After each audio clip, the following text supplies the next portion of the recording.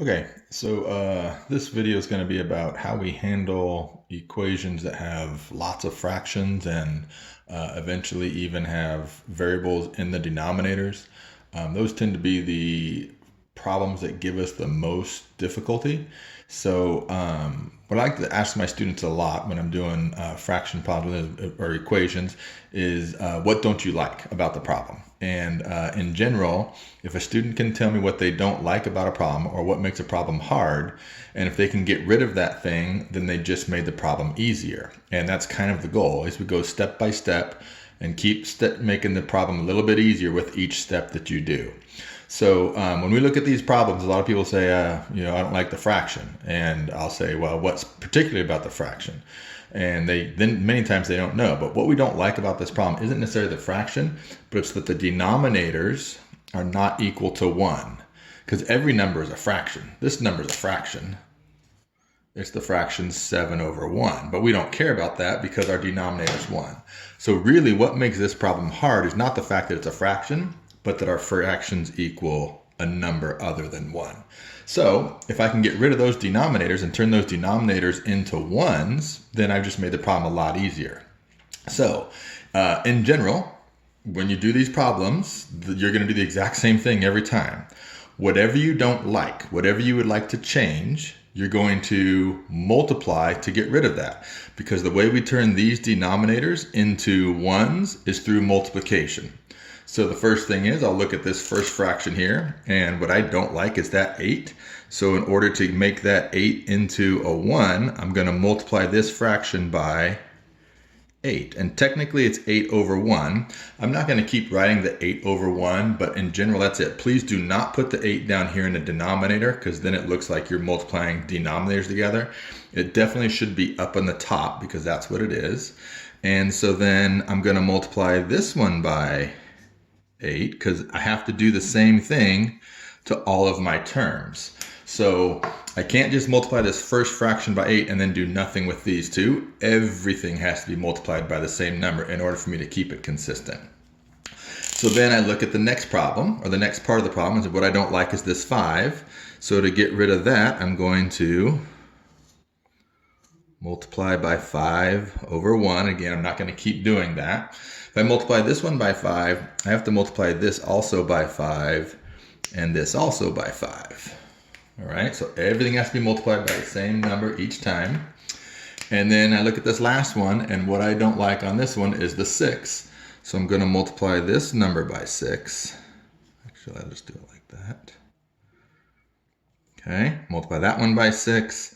And then that one by 6, and then that one by 6. So now I've got them all multiplied by the numbers that I want to get rid of. And here's how this works.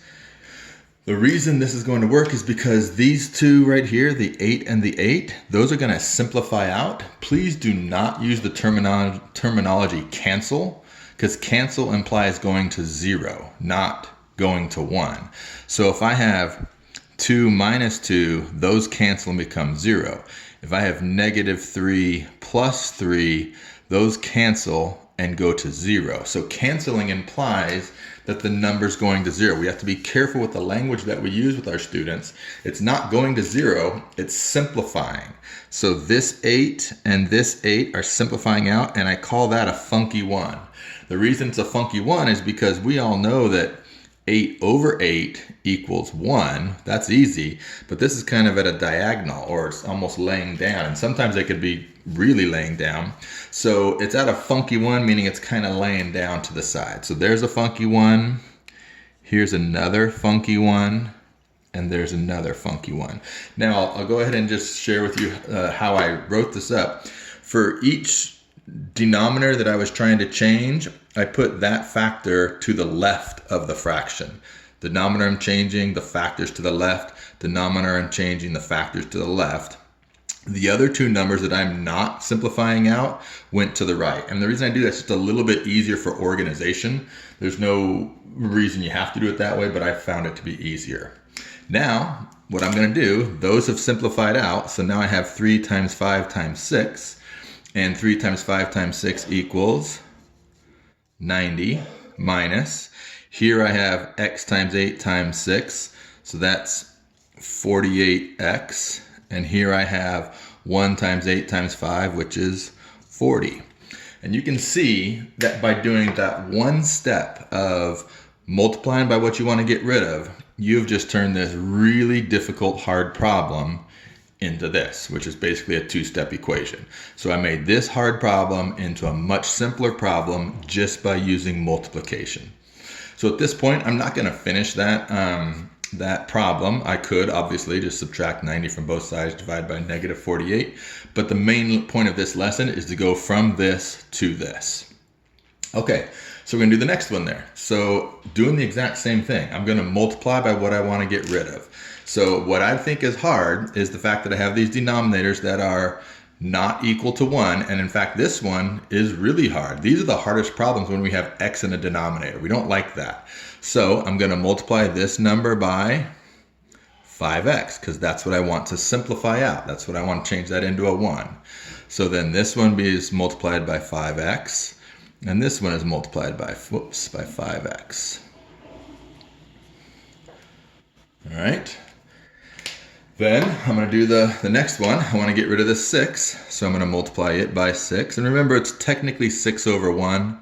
So that one needs to be multiplied by 6, and that one needs to be multiplied by 6. And then lastly, I need to get rid of this 4. So that's going to be multiplied by 4, that's multiplied by 4, and that's multiplied by 4. Notice that I wrote all of my numbers as numerators because they are all numerators. It would be 4 over 1. It would be 6 over 1. It would be 5x over 1. So please do not put them in the denominators. That looks like you're trying to cancel a denominator or simplify a denominator with a denominator. We don't want to do that.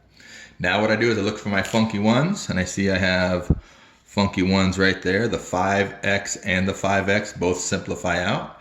Here I have a funky one right here, the 6's, those simplify out, and there's another funky one right there.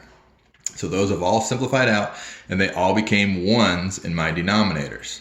So now I have 2 times 6 times 4, which is 48. And then I have 5 times 5x times 4, so that is plus 100x. And then I have equals, and I have 3 times 5x times 6, which is 90x. There we go. We just turned this problem here into this one. Now this one's not quite as easy as that one because I have 2 x's, so it takes a little bit of finagling to do that, but it certainly is a lot easier problem than what we had started with. Okay, so that's how we handle it when we have problems with lots of denominators that are, lots of numbers that have denominators other than 1, so lots of fractions. We just multiply by what we want to get rid of. Now, the beauty of this technique is that I'm going to show you real quick that it works when we get to algebra and students have problems like this.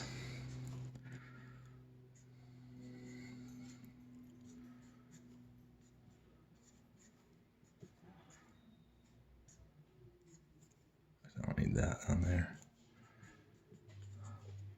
And they need to simplify those. They're going to do the exact same thing. So what I'm looking for here, I'll just give myself an answer. And we don't have to do these for tonight or anything like that, but just to show you, what I don't like is the x plus 2. So I'm going to multiply this by x plus 2. And then everything gets multiplied by x plus 2. And this is x plus 2 as well. And then the other thing that I don't like on this problem is the x plus 3. So it gets multiplied by x plus 3. And then this is also multiplied by x plus 3. And this is also multiplied by x plus 3. I'm writing it below just because I'm off the screen of the camera. But technically it should be on the side. So here are my funky ones. So that's a funky one right there. The x plus 2's are funky ones. The x plus 3's are funky ones, and there are no funky ones over here. So then they would just multiply those two together and get a trinomial, those two together, get a polynomial, those two together, or those three together and get a polynomial. And then they can simplify from there. So the nice thing about this is it works very well as they move up into some algebraic concepts. But if we teach them this way early, they're used to doing it that way, and it makes it a little bit easier. Just to be clear, this down here is not part of what I expect us to get for this lesson, but I just wanted to show you how it does work. I like to show you guys how it's where we're going with it. Okay, that's it. Hopefully this makes it a little bit easier. Thank you very much.